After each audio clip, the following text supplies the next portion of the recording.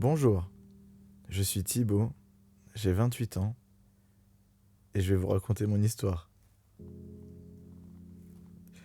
J'ai grandi dans une famille aimante à Lyon pendant 19 ans et après j'ai décidé de partir vivre à Marseille pour les études et puis pour le travail aussi. Et aujourd'hui, je me retrouve dans une grande ville en France qui s'appelle Paris.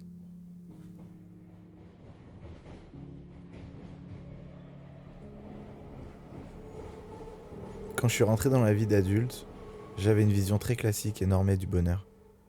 C'est-à-dire que moi j'ai grandi dans une famille, comme je vous l'ai dit, aimante. J'ai jamais manqué de rien. Donc pour moi, vivre bien, c'était avoir beaucoup d'argent, une grande maison, avec une femme, des enfants. Une pensée très hétéro-cisgenre normée. Et du coup, j'étais dans cette recherche de bonheur-là au début de ma vie, où j'ai débarqué à Marseille, dans une société qui faisait du luxe, de l'agencement de luxe. Et puis j'ai découvert l'argent, j'ai eu de l'argent, beaucoup d'argent, et je me suis rendu compte que l'argent finalement c'était pas ça qui faisait le bonheur, parce que l'argent y contribue, mais il y a aussi tout un équilibre qui doit être mis en place autour de ça pour pouvoir vraiment profiter.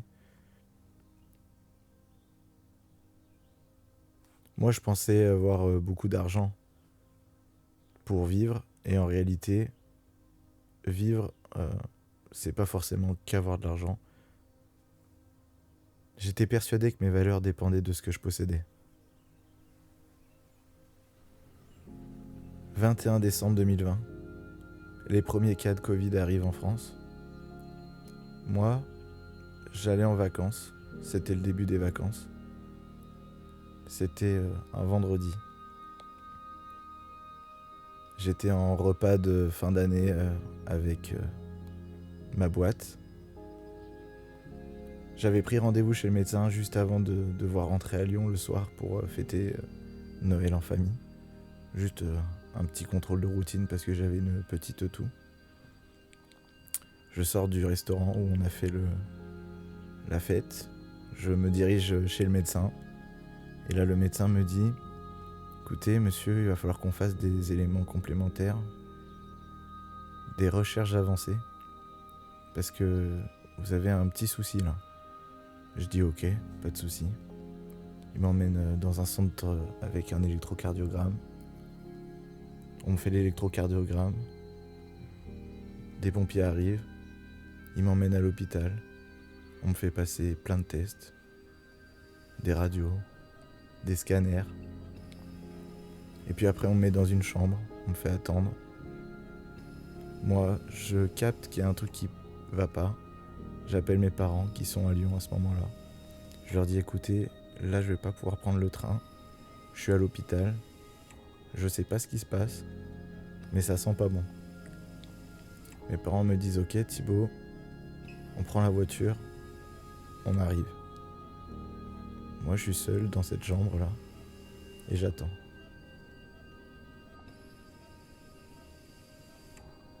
Puis arrive 3h30 du matin, 4h. Quand mes parents arrivent à l'hôpital, une infirmière et une médecin rentrent dans la chambre et nous dit « Monsieur, vous avez une tumeur au poumon gros comme un ballon de football. » À ce moment-là, gros blanc. On nous laisse dans la chambre.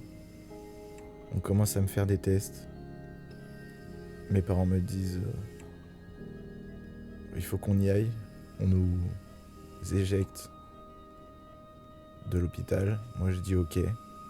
On me met dans une chambre assez glauque, sans chauffage, sans drap, juste avec un coussin. Et je me retrouve seul dans cette chambre.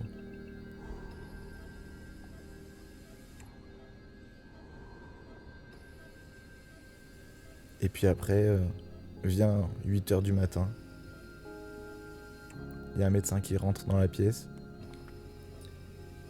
Le médecin était assez âgé et un peu courbé sur lui-même, les mains dans le dos. Il s'approche de moi, il y avait une stagiaire avec lui. Il demande à la stagiaire de sortir de la chambre. Et il me dit il vous reste 2 semaines à vivre.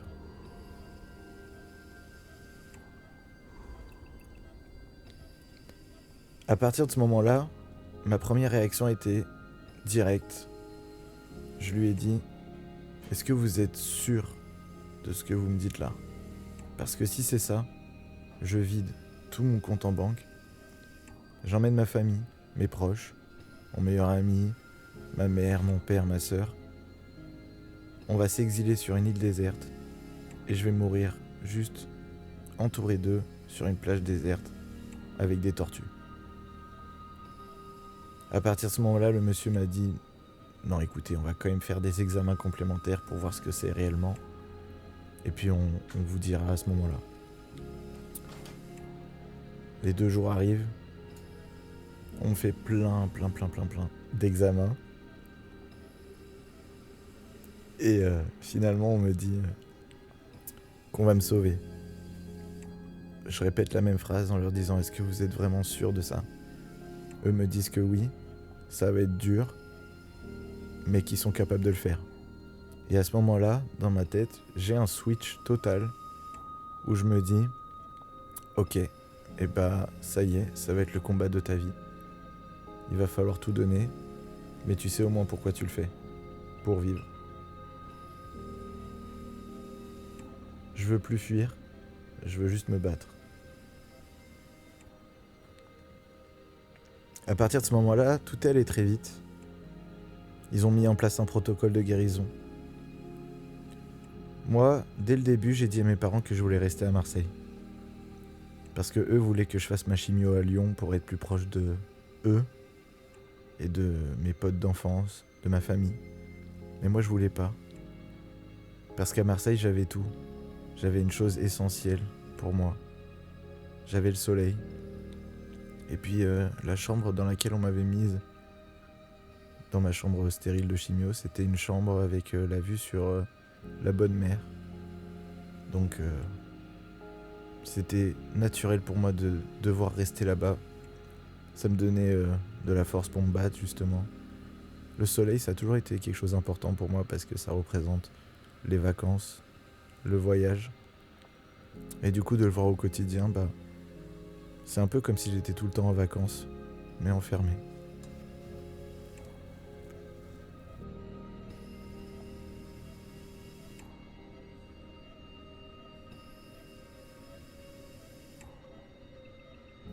Le rythme était assez effréné, parce que pendant 1 an, ça a été un rythme de 1 semaine de chimio en chambre stérile, et 3 semaines chez mes parents, à Lyon, en aplasie. L'aplasie, ça veut dire que t'as plus aucune défense immunitaire. C'est les 3 semaines où tu souffres, parce que tu dois te faire des piqûres tous les jours, avec des facteurs de croissance, qui font que ta moelle épinière, elle travaille pour, du coup, remettre des globules blancs dans ton corps, etc. Enfin bref, c'est des trucs un peu compliqués. Tout ça pour dire qu'en réalité, sur 1 mois, la semaine de chimio, c'était un peu ma semaine d'échappatoire, parce qu'en réalité, en chimio, on te met plein de produits dans le corps, mais aussi on te met des produits qui apaisent tes douleurs. Et puis ça te permet de te recentrer aussi sur toi-même. Alors que les 3 semaines où t'es chez toi, enfin chez mes parents, c'est là où il y a toutes les douleurs qui reviennent. Et c'est à ce moment-là où c'est dur de vivre cette thérapie-là. Et c'est aussi ce moment-là où tu te rends compte que c'est super important d'avoir des gens dans ton entourage qui sont présents, aimants et stables aussi émotionnellement, qui sont là pour te soutenir. Parce que en réalité, tu manques de rien. Et c'est ça le plus important.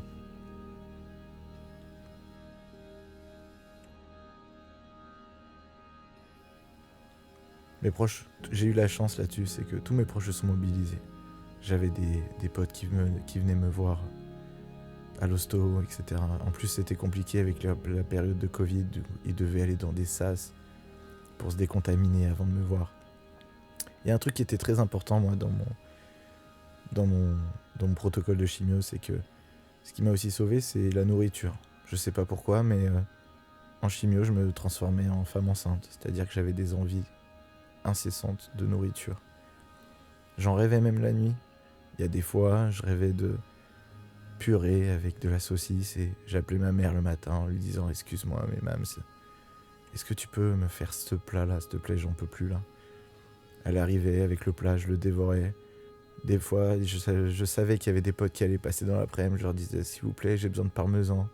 Il m'a amené une demi-meule, je la mangeais à pleines dents comme ça, je la croquais. C'était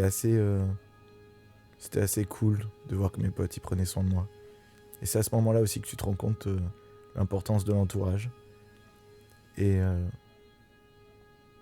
tu te dis, j'ai bien choisi mes amis parce que là, je suis bien entouré. On choisit pas sa famille, mais on choisit ses amis. Et c'est très important. Un autre aspect aussi de la maladie du cancer qui est dur à gérer, c'est que c'est un combat aussi avec toi-même. Un combat qui est dur parce que c'est très introspectif. Et tu te dis, comment je vais vivre cette étape-là ? Et la guérison passe par cette étape-là. Si tu te dis, je vais me battre, ça devrait bien se passer techniquement. Et si tu te dis, bon, bah, je me laisse couler, tu peux subir la maladie beaucoup plus durement qu'une autre personne. Moi, j'ai choisi de battre cette maladie avec l'humour. Avec l'absurdité, en fait, de la situation dans laquelle je vivais. C'est-à-dire que moi, à chaque fois qu'il m'arrivait quelque chose, que ce soit en chimio ou quoi, j'en rigolais. Je sortais quelque chose de positif de ça. Parce que c'était ma manière à moi d'évacuer tout ce qui se passait. Par exemple, bon, il y a une petite anecdote qui me revient en tête, mais un jour, en chimio, t'as des grosses douleurs et donc du coup, on te met beaucoup de morphine dans le corps et la morphine provoque des problèmes gastriques assez importants. Et un jour, je me rappellerai toute ma vie, une stagiaire de 20 ans qui arrive dans ma chambre à 7h du matin avec un plateau en fer et une poire à lavement dessus. Et qui me dit, bon bah, monsieur, enlevez votre caleçon, on va dans la salle de bain. Et là, elle me penche sur le lavabo en position levrette, avec la main dans le dos en mode sensualité. Et là, je me retrouve face à moi-même, à un miroir. Mon regard croise mon autre regard dans le miroir. Je croise aussi le regard de la stagiaire. Et là, je me suis dit, putain, mais Thibaut, à quel moment de ta vie c'est parti en couille pour en arriver là, à l'instant T ? Qu'est-ce que Dieu veut te faire passer comme message en fait ? Qu'est-ce que t'as foiré ? Et c'est là où du coup j'ai compris qu'en fait le cancer il faut le prendre vraiment pas à pas, étape par étape. Et by the way quoi. De toute façon tu n'es même plus maître de ton corps. Tu sais même plus ce que lui fait. Tu sais même plus, tu ne le commandes même plus. C'est lui qui vit quoi. Tu te laisses vraiment porter par la maladie et tu n'as rien d'autre à penser à part toi. Et c'est bien parce que d'avoir ce genre de maladie, ça peut montrer aussi quelque chose. Ça peut faire ressentir des moments forts. Et ça, enfin, surtout pas des moments, mais surtout des émotions fortes qui montrent que la maladie, parfois, bah, c'est surtout très humain.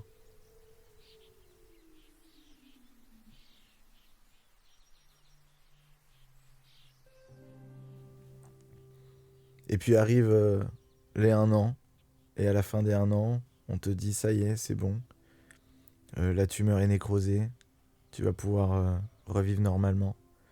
Mais ça veut dire quoi au fond revivre normalement ? En fait, c'est passé assez vite, c'est-à-dire que on m'a fait passer un TEP scanner. Un TEP scanner, c'est un scanner où juste avant, on te met dans une salle et on t'injecte un produit radioactif pour faire ressortir la tumeur sur les images. Et là, il est ressorti que du coup, la tumeur était nécrosée. La nécrose, c'est un mot qui fait un peu peur, mais en réalité, c'est pas grand-chose. C'est de la peau morte qui est due au traitement.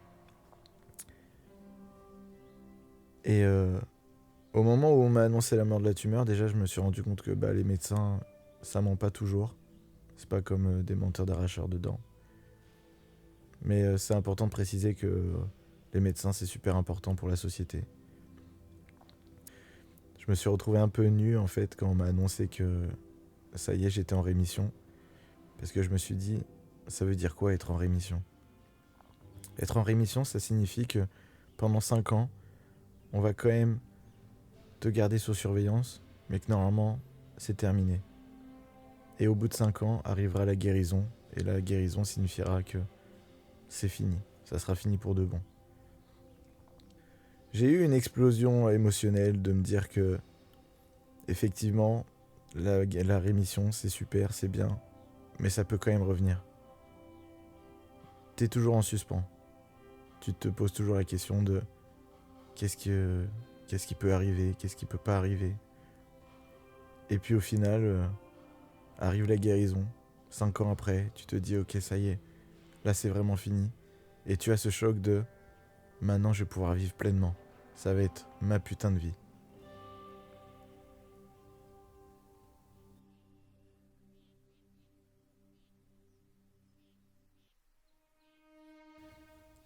Quand on m'a annoncé que j'étais en rémission, je suis entré dans une phase d'anxiété. Je suis devenu totalement parano parce que je me suis dit je ne sais plus vivre en fait, je sais plus rien faire tout seul. Vraiment, j'étais pendant 1 an assisté dans tous les sens du terme. Je me faisais plus à manger, je me douchais plus parce que c'est les autres qui me douchaient. Je n'avais rien à penser à part moi-même.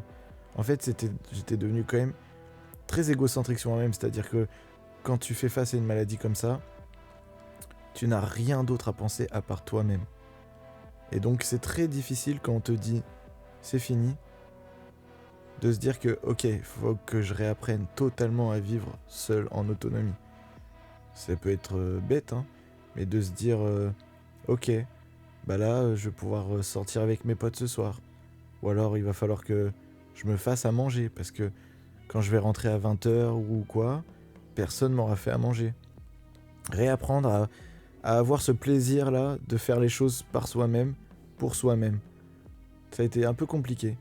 Du coup, je partais un peu dans tous les sens. Parfois, j'allais acheter des coquilles Saint-Jacques, je me faisais des risottos terre-mer à 23h, ou je me mettais à faire des paupiettes à la clémentine, moi-même, des ballotines de foie gras. Ça a été vraiment une redécouverte vraiment totale sur comment vivre. Me doucher seul, se réapproprier son corps, se dire ok, mes cheveux repoussent, mes sourcils repoussent, je vais avoir de la moustache, ce genre de choses. J'ai vraiment ressenti une forme de liberté redécouverte en moi-même.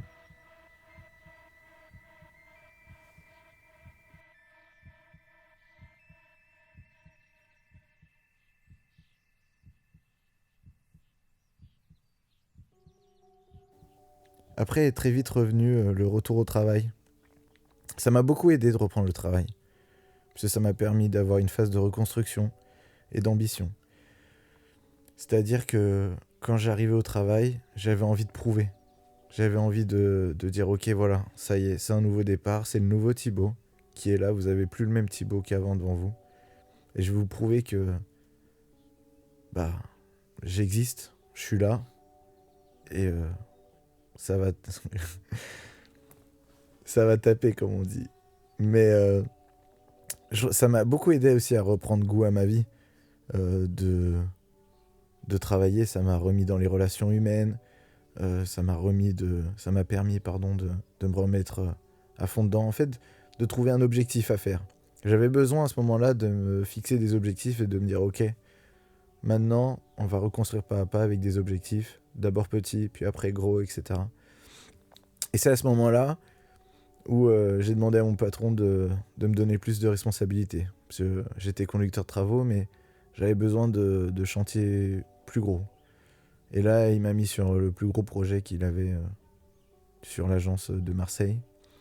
Et pendant 2 ans, je me suis focus totalement sur le travail. J'avais mis un peu de côté mes relations amicales, mes relations amoureuses aussi, j'en avais eu presque pas. Mais ça m'a permis de me prouver à moi-même que j'étais capable de faire des choses encore. Et que j'avais une grosse force de résilience. Je me lance dans des projets beaucoup plus gros. En fait, j'ai plus de limites.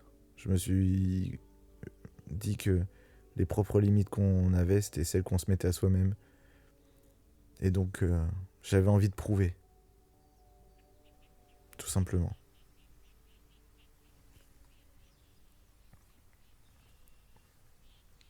Pendant mon concert aussi, je me suis découvert une passion, une sorte de révélation. C'était l'écriture. Je retrouvais mon réconfort là-dedans. Je faisais sortir, en fait, j'exultais. C'était une forme d'exultoire, tout simplement. J'exultais, en fait, tout ce qui se passait dans ma tête. Un peu comme une sorte de thérapie, mais finalement une thérapie que que je me faisais à moi-même, où j'écrivais tout ce qui se passait dans ma tête, je décrivais vraiment tout ce que je vivais. Tous les jours, j'avais un carnet et je faisais une écriture quotidienne, c'est-à-dire que je notais la musique que j'écoutais, que j'étais en train d'écouter pour écrire. Je notais la météo, la date du jour, où j'étais, quelle personne j'avais vue, et je décrivais ça, voilà, factuellement, tout ce qui se passait, et toutes les émotions que ça en découlait. Alors il y a des jours j'avais plein de trucs à raconter, d'autres jours j'avais rien à raconter. Donc bah je racontais juste ce qu'il y avait devant moi. Je m'amusais à décrire un mur qui était blanc, avec une télé dessus, etc. Et puis en fait, quand j'ai lu tout ce que j'écrivais, je me suis dit ah c'est trop sombre. Parce qu'en fait la première idée que j'ai eue c'est de me dire que j'aimerais bien sortir un livre pour témoigner de ce qui s'est passé, de ce que j'ai vécu, etc. Mais le souci c'est que bah, on était en pleine période de Covid et on était dans une société, dans une ambiance très très très anxiogène où je me suis dit que les gens n'avaient pas besoin en fait à ce moment-là de ressentir en fait ce que j'ai ressenti moi. Parce que mes textes étaient très sombres, trop sombres je pense, pour les gens et que les gens n'étaient pas prêts à entendre et à écouter ce que j'avais à dire. Parce que bah déjà il y a une différence entre entendre et écouter. Entendre c'est avec une oreille, c'est avec les émotions, alors que écouter c'est une forme d'acceptation de ce que l'autre dit. Et c'est pour ça que je me suis dit que au lieu de raconter ça, tout ça factuellement avec un air sombre, il fallait que je rajoute un peu plus de légèreté pour que les gens puissent comprendre et accepter ce que je dise.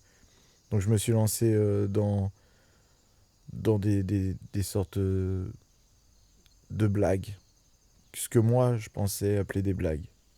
Parce que euh, bah, c'est ce que je pense, et je pense encore aujourd'hui, mais les gens ont besoin de légèreté pour avoir accès aux informations, qui sont parfois compliquées et dures.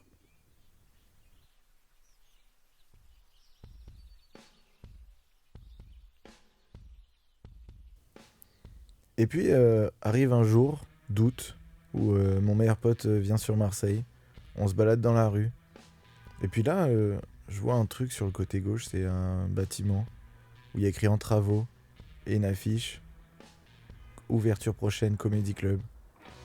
Et là je me tourne vers mon meilleur pote et je lui dis attends-moi là 30 secondes, je reviens. Et là je sais pas pourquoi je rentre dans ce lieu d'instinct, enfin d'une manière instinctive quoi. Je vais voir un mec, je lui dis excusez-moi, vous ouvrez un comedy club? Le mec me dit oui. Je lui dis ok bah comment on fait pour faire des blagues, je veux en être. Le mec me dit d'accord. Il commence à me faire visiter la future prochaine salle de spectacle. Et là c'est vraiment une révélation pour moi. Je me dis waouh mais c'est magnifique, c'est incroyable ce genre d'endroit. C'est exactement là où je veux passer mes journées et ma vie quoi en fait. Je demande au mec comment il faut faire. Il me dit écoute, envoie des textes et on voit ce qu'on peut faire. Direct, je rentre chez moi. Je me mets à écrire. Toute la nuit, j'écris. Ce qui, pour moi, était drôle. Ou du moins, il y avait une touche d'humour derrière. Et j'envoie ce texte-là au mec et le mec me dit écoute, c'est drôle, mais il n'y a pas de blague. Et je lui ai dit ok, bah apprends-moi à faire des blagues alors. Et c'est comme ça que j'ai pris 1 an de cours en fait. Et après 2 mois de cours, le mec m'a dit ok Thibaut, t'es prêt pour monter sur scène? Je lui ai dit waouh. Lui me dit je te promets pas que ça va être la scène de ta vie, je sais pas si ça sera drôle, je sais pas si les gens vont rigoler. Mais du moins, dans l'histoire que t'as racontée, il y a des blagues. Moi je lui ai dit ok, bah go alors. Et, euh, et à partir de ce moment-là, je me suis dit putain ça y est, c'est the moment. J'ai toujours voulu faire ça, je vais pouvoir parler de moi sur scène.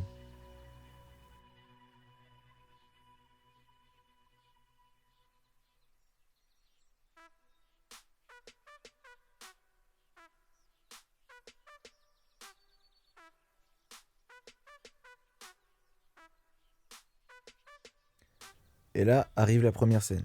Le jour de la première scène, déjà 3 jours avant, impossible de dormir, vraiment. T'es en mode focus, t'es en mode putain, qu'est-ce que je fais? Pourquoi je m'inflige ça? Et après le jour J, bah tu manges pas, t'arrives pas à dormir, t'essayes de répéter. Je savais même pas comment faire, j'allais sous la douche pour répéter, etc. etc. Plus les heures passaient, plus je me disais, oh pétard, ça va pas le faire, ça va pas le faire, ça va pas le faire. Je dis bon allez, de toute façon, t'y es là, tu peux plus reculer, faut y aller. J'avais mis une super belle chemise, franchement. J'avais acheté une chemise que pour l'occasion. Et j'arrive au Comedy Club, le mec me met à l'aise et tout. Il me dit, bon, ça va se passer comme ça, comme ça, comme ça, t'inquiète pas, les gens ils sont au courant que c'est ta première scène. Je dis, ok, le Comedy Club il commence. Et là, je monte sur scène, le mec m'appelle. Pouf. Explosion de joie, de bonheur, et en même temps de stress, d'anxiété, de traumatisme. Honnêtement, ta première scène, c'est en même temps un traumatisme et c'est en même temps un moment inoubliable que tu peux, mais jamais oublier. Bon, c'est un pléonasme, inoubliable et jamais oublié, mais vous m'avez compris. C'est un truc de fou. Ça te glace le sang et en même temps, c'est tellement magique. Parce que t'es seul, aveuglé par les projecteurs. Honnêtement, tu vois personne, à part le premier rang. Tout le reste, tu vois personne. T'es dans le noir, dans la pénombre. Tu devines juste qu'il y a des gens par rapport à leurs réactions, les rires et les non-rires. Ce qui est assez dur d'ailleurs à vivre aussi, mais ça va, moi j'ai eu de la chance, j'en ai pas eu trop. En fait, j'étais tellement tétanisé que fallait que j'exulte le truc, donc bah, j'exprimais le malaise et ça détendait les gens. En réalité, on devait faire 5 minutes sur scène, je crois que j'en avais fait 8 et j'ai tout dit, sauf mon texte. À partir du moment où je suis monté sur la scène, j'ai tout oublié. C'est fou comment le cerveau humain fonctionne où tu te dis ça fait 2 semaines j'ai répété, ça fait 3 semaines que genre j'ai réfléchi au truc, etc. Toute la journée tu répètes, tu répètes, tu répètes. T'arrives devant 80 personnes, tout s'envole. Mais il y a un truc par contre qui reste, c'est que tu te sens vivant. La suite elle est très vite et en même temps pas assez vite pour moi. Je m'explique. En fait, je voulais, à partir du moment où je suis sorti de scène la première fois, je me suis direct dit ok, je vais y remonter de suite. Et en fait ça a été rapide et pas rapide parce que j'avais le droit à 2 scènes par mois dans le lieu. Et pour moi c'était pas assez, je voulais vraiment plus. Et j'ai découvert aussi que il y avait des coulisses derrière tout ça et qu'il y avait du copinage, des réseaux. Et que même si toi, t'es là, y a d'autres gens qui vont jouer beaucoup plus que toi alors qu'il n'y a pas d'explication euh, factuelle ou quoi, juste à part de dire que c'est mon pote donc je le fais plus jouer. Et à partir de ce moment-là, je me suis dit ok, il faut que je joue plus quoi. Donc j'ai décidé de changer de salle pour essayer enfin du moins je suis allé dans un autre théâtre, j'ai pris des cours dans un autre théâtre. J'ai plus joué, mais c'était toujours pas assez pour moi en fait. Je me suis dit je veux faire ça de ma vie quoi. Donc je veux en vivre et je veux progresser et en fait pour progresser il faut jouer. C'est comme dans tous les métiers je pense, il n'y a pas de secret. Si tu veux progresser il faut jouer, tout simplement. Donc J'arrivais à la fin des 2 ans de mon gros chantier. Je vais voir mon patron, je lui dis écoute, voilà, là, j'ai kiffé le. Je kiffe d'ailleurs toujours ce métier, hein, mais j'ai kiffé mon taf de conduc. Mais là, je pense qu'il faut que je vive autre chose aussi parce que j'ai découvert une autre passion.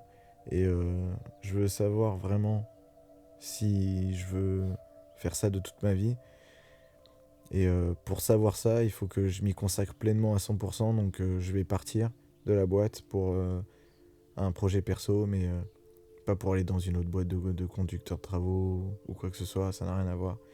Mon patron, par chance, il a tout de suite compris. Il m'a dit, il n'y a aucun souci Thibaut, vas-y, on te suit, il n'y a pas de problème.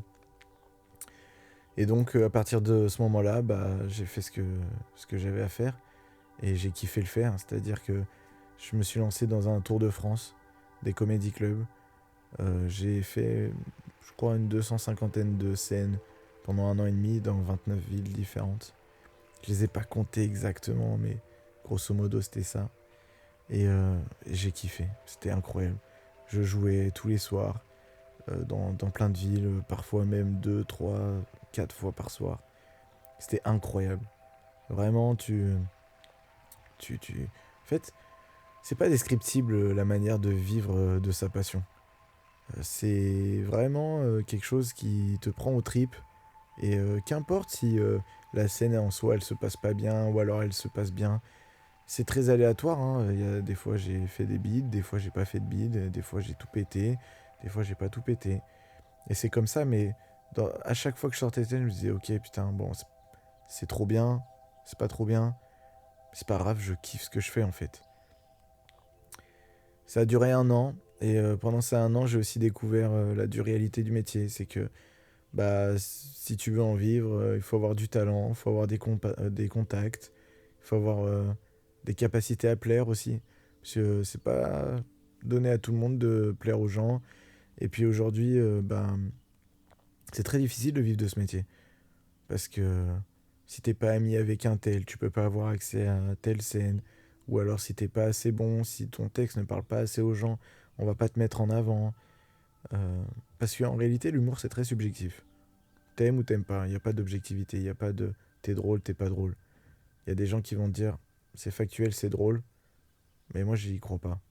Parce que tu peux très bien trouver quelque chose de drôle, alors que en réalité, ça te touche pas.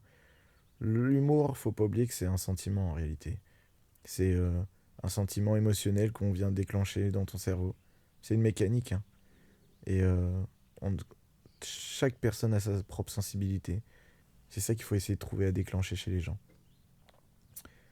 Et je me suis beaucoup posé la question à la fin de ce Tour de France de me dire qu'est-ce que je fais. Ok, j'ai fait mon Tour de France, c'était cool, j'ai kiffé.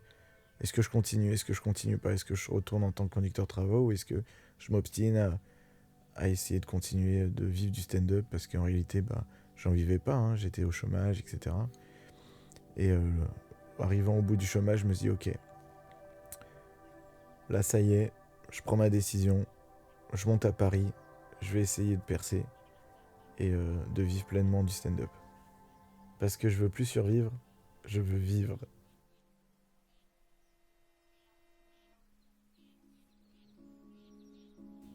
Quand je suis arrivé à Paris, ça a été un peu le vide en moi. C'est-à-dire que j'avais l'impression de tout connaître sans rien connaître. La ville est tellement grande, les gens sont tellement différents que je me suis retrouvé un peu nu face à la situation de me dire attends mais je reconnais pas du tout la vie dans laquelle j'étais avant. Enfin je veux dire je n'ai pas les codes de cette vie, je ne sais pas comment se comporter face aux gens ici. C'est un microcosme qui est totalement différent. J'ai l'impression que Paris, en fait, c'est euh, un pays dans un pays. Vraiment, les gens ne réagissent pas de la même manière, ne parlent pas de la même manière. Et si t'as pas les codes, t'es un peu personne, quoi. Et moi, tu vois, genre, ici, je connais personne. Vraiment, à Paris, j'ai pas de famille, j'ai pas d'amis, rien. Je connais personne. Je suis un peu enfermé et je me dis, bon, ok, Thibaut, faut sortir. Et je me suis mis à sortir, à essayer de découvrir des nouvelles choses, à rencontrer des gens. Et plus je rencontre des gens à Paris, moins j'ai envie d'en rencontrer. Parce que, en fait, il n'y a pas d'intérêt. C'est que du factice, c'est que du m'as-tu vu. Il n'y a pas de choses concrètes, en fait, quand tu parles à des gens. Il n'y a pas euh, de moments où on se parle vraiment, où on se dit les choses qu'on pense réellement. Même moi, j'ai l'impression, en fait, de me perdre, de me dire attends, là, je suis en train de parler, mais j'ai l'impression juste que je m'entends parler. C'est pas vraiment moi qui parle. Genre, j'ai l'impression de me donner un genre et c'est pas moi. C'est un peu. C'est très bizarre comme sensation. En plus, on fait genre qu'il y a des relations qui sont ultra faciles, ultra rapides, avec des sourires, etc. Mais derrière, il n'y a rien de factuel, quoi. Tu passes la soirée avec quelqu'un, tu te dis ah, il est cool ce mec. Ou ah, elle est cool cette fille. Et hop, derrière, il n'y a plus rien. Tout va trop vite. Vraiment, tout va trop vite ici. Un jour t'es pote, un jour t'es plus pote. Tu sais pas à qui te confier.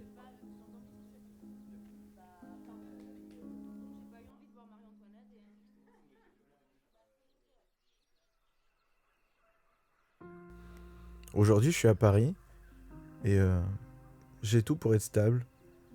J'ai un appartement avec lequel j'ai un coloc et je m'entends super bien. J'ai un taf aussi, stable.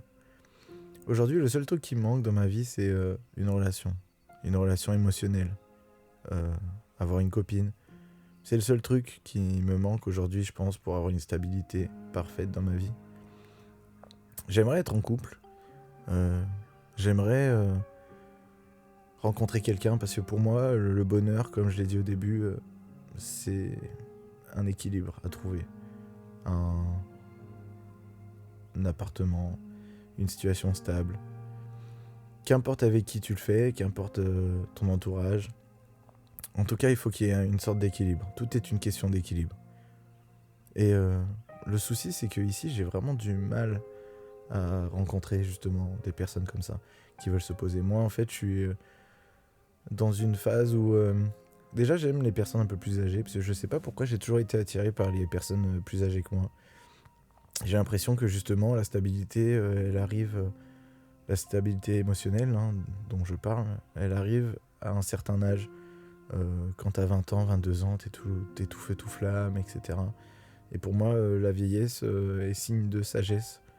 Donc je me dis que si je sors avec une fille plus vieille que moi, forcément, elle aura des attentes plus grandes et elle aura peut-être envie d'avoir les mêmes choses que moi. Et je me rends compte ici qu'à Paris, c'est pas du tout le cas. À Paris, c'est plutôt l'inverse. Les filles que je rencontre, elles ont la trentaine passée, 32, 33, 34. Et elles sont dans l'inverse de moi, c'est-à-dire qu'elles ont été en couple pendant 8 ans, 9 ans. Et elles me disent, bah voilà, moi Thibaut, maintenant, j'ai plus envie de me prendre la tête, je veux juste m'amuser et profiter de la vie. Et je sens qu'il y a un décalage à ce niveau-là. Je saurais pas comment l'expliquer, mais même les filles en fait de 28 ans, qui ont mon âge, sont dans cet état d'esprit-là, de vouloir profiter de la vie. Je pense que c'est générationnel. Moi, je suis issu de la génération 90 et j'ai l'impression qu'on est un peu perdu aussi à ce niveau-là aujourd'hui, dans les émotions. Parce qu'on nous a tellement inculqué justement ce truc de patriarcat, de dire qu'il faut un enfant à 25 ans, une maison, une baraque, etc. Que on est un peu dans, j'allais dire la révolution, mais c'est pas vraiment le mot. Dans le mot, ça serait plutôt la contradiction. On est plutôt dans l'esprit de contradiction, de toujours aller à l'encontre de ce que les autres ont envie qu'on devienne. Et pour moi, avoir une copine aujourd'hui, c'est important dans la stabilité, comme je l'ai dit, mais je pense qu'il faut être prêt pour ça. Et aujourd'hui, je me sens prêt. C'est Paris qui a dû me faire penser ça, parce que avant je l'étais pas, mais depuis que je suis à Paris, je ressens ce besoin d'avoir une copine pour trouver la stabilité parfaite et pouvoir me sentir pleinement vivre dans cette ville.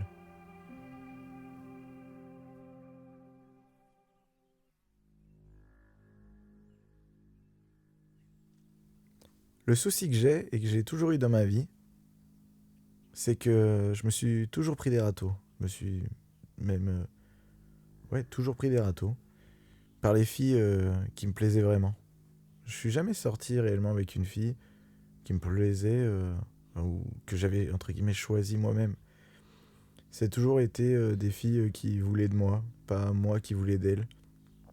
Et je me disais, ah, ok, bah y a pas de souci, tu vois, je plais quand même. Mais je me disais, c'est pas grave, il faut revoir peut-être ses intentions à la baisse. Cette fille, elle est très cool, elle est géniale. C'est pas grave si c'est pas la fille qui me plaît le plus. En tout cas, je me pose souvent la question de savoir qu'est-ce qui cloche chez moi, tu vois. Pourquoi je peux pas sortir avec la fille qui me plaît. Pourquoi peut-être que je suis pas beau, peut-être que c'est dans mon comportement, dans mes agissements, ou alors que je suis pas assez bien pour elle, qu'elle cherche autre chose, qu'elle cherche quelqu'un avec des cheveux, pas de calvitie, avec des abdos, parce que je suis pas parfait, personne n'est parfait, qu'on se le dise. Mais aujourd'hui, si je me mets en relation avec quelqu'un, c'est parce que je ressens le besoin de le faire, et puis c'est surtout que je me sens prêt à être dévoué totalement à la personne à qui j'accorderai mon amour. Mais c'est surtout que j'ai d'énormes complexes sur moi-même. Enfin, ou du moins, je me les crée peut-être moi-même seul. Mais ce qui est sûr, c'est que euh, je perds confiance totale.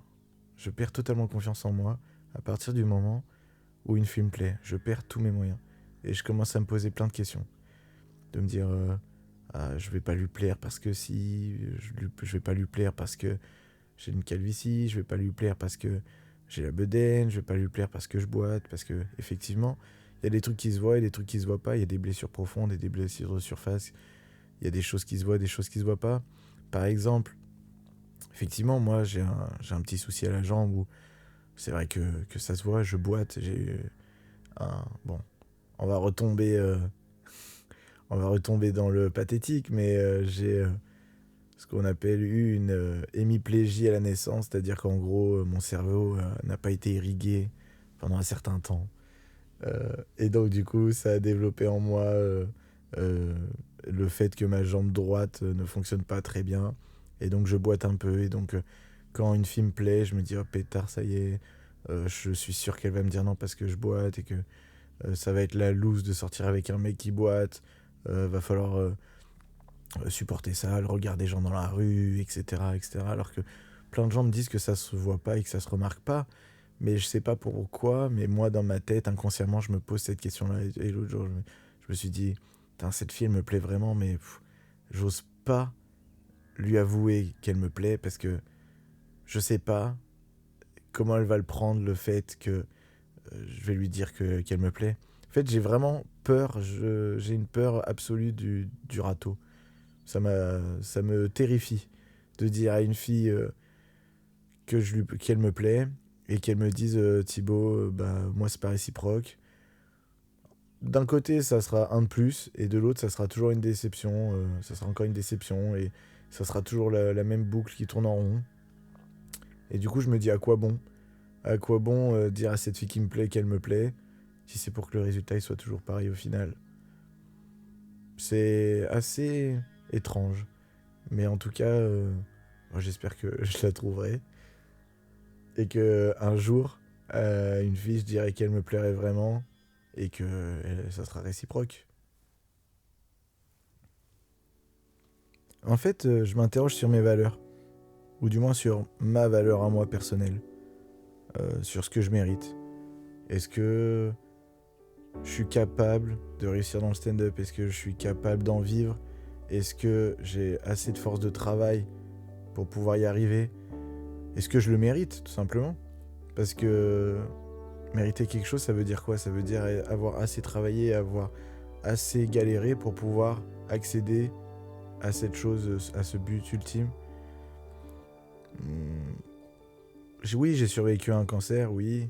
Oui, j'ai traversé l'isolement, la douleur, la renaissance, mais pourtant ce sont les relations humaines qui me font le plus peur aujourd'hui, parce que je comprends pas le monde dans lequel on vit. C'est-à-dire que aujourd'hui, je sais pas où me situer en fait entre les gens qui ont des envies et qui sont stables, et des gens qui ne sont pas stables et qui ont des envies mais qui ne sont pas encore atteignables. Je sais pas si c'est très clair ce que je dis, mais en réalité, la guérison du corps c'est une chose, mais la guérison de l'esprit c'en est une autre. Moi j'ai ce besoin, je ressens plutôt le besoin de me sentir aimé, pas par égocentrisme, mais plutôt par le fait que j'ai été très longtemps tout seul à l'isolement, dans cette chambre stérile tout simplement, ou quoi que ce soit, et que du coup je me dis, ok, t'as grave galéré de ouf, donc maintenant t'as le droit à la réussite. Mais la réussite elle se provoque, elle vient pas comme ça. La réussite elle se mérite, mais sauf que à quel moment tu la mérites assez pour pouvoir y avoir accès? C'est ça le souci. Je pense. Quelles valeurs j'ai envie de transmettre? Moi je le sais, les valeurs que j'ai envie de transmettre.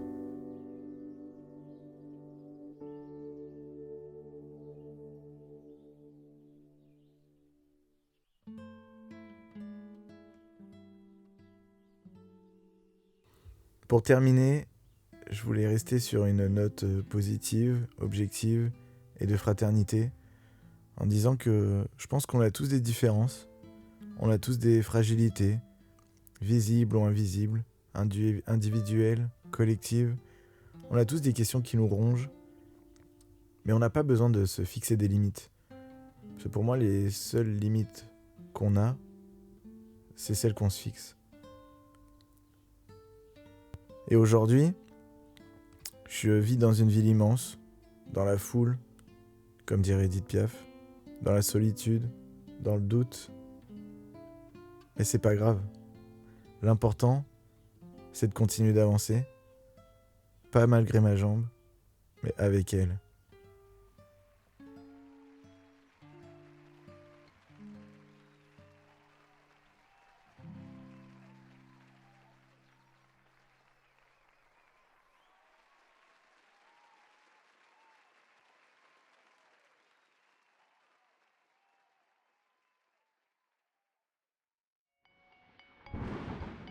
Vous êtes arrivé au bout de cette histoire. Avant de partir, laissez-moi vos impressions en commentaire. Ce podcast est produit de manière entièrement indépendante, sans promotion sur les réseaux sociaux. Si vous souhaitez m'aider à continuer à publier des épisodes, abonnez-vous à la chaîne et partagez vos épisodes préférés autour de vous. Et si vous avez le courage et l'envie de plonger dans vos souvenirs les plus cocasses, contactez-moi via l'adresse que vous trouverez dans la description de cette vidéo. Vous pourriez ainsi participer à un prochain épisode de Guéridon. Le podcast Guéridon est une création originale d'Elliot Gordon-Rix. Cet épisode a été produit, réalisé, monté et présenté par Elliot Gordon-Rix. Je vous donne rendez-vous dimanche prochain avec un nouvel invité. Et d'ici là, n'oubliez pas de vivre.